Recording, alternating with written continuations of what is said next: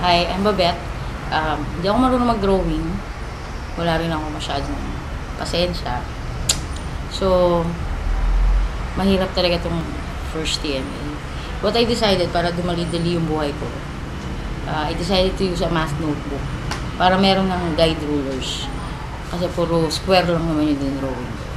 So, considering na hindi ako marunong mag-drawing kahit stick figures, at wala rin akong sense of direction, pwede na itong ginawa ko. Tsaka to justify the use of the math notebook, ginawa ko na lang parang pixel-pixel yung drawing ko. So, here's my animation.